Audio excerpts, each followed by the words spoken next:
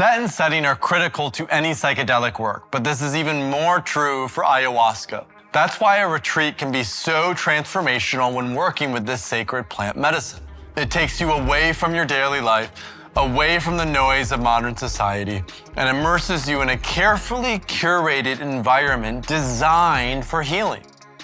This can be so incredibly powerful, but it has to be the right fit. In recent years, psychedelic tourism has grown all over the world. Countries like Peru, Mexico, Costa Rica, Ecuador, Brazil, and Colombia are pioneering this new kind of tourism. And there are a few operators who are cashing in on this opportunity and taking advantage of the trust and naivete of some new folks, sometimes even causing harm. That's why it's so important to research your retreat, ask good questions, and find a highly qualified location before committing. So in this video, we'll cover the basics of how to choose the right ayahuasca retreat for you, focusing on 4 core questions to help your search. But first, take a second to like and subscribe to our YouTube channel. There are a lot of retreat centers out there, so let's start with some questions to narrow down your options. Question number 1, what are your intentions? Before you start looking at all the nice pictures and fantasizing about exotic locations, you need to back up a little bit. What do you want out of this experience? What are your goals? What are you looking for? In short, what are your intentions? This is important because different retreat centers can have different areas of focus. Some are for serious spiritual seekers. Some are better for creative and entrepreneurial types. Others may be better for healing and mental health. These are some of the most common reasons why people seek guided psychedelic experiences: to heal unresolved trauma, to shed limiting beliefs and rigid thought patterns, to address PTSD, depression, or anxiety, to improve relationships, to seek out support for both spiritual and personal growth, to enhance creativity, to discover renewed purpose and meaning, to find well-being, balance, and awareness. There also may be just general curiosity about the ayahuasca experience and what it feels like. If your intention is to find support for a condition like depression, then it would be best to identify a retreat center that specializes in helping participants with that symptom. Some centers have a medical doctor as part of their team to better support participants. Alternatively, if you are looking to develop creativity, you might look for a center that includes artistic expression as part of the integration process. Question number 2, how far are you willing to travel for a retreat? Most ayahuasca centers are in Central or South America, but there are a few that are scattered around the Caribbean, in Mexico, Europe, and Southeast Asia. Traveling deep into the Amazon rainforest will be a very different experience than going to a beachside resort in Costa Rica. Your answer will either eliminate or vastly broaden your retreat center options. Question number 3, what's your budget?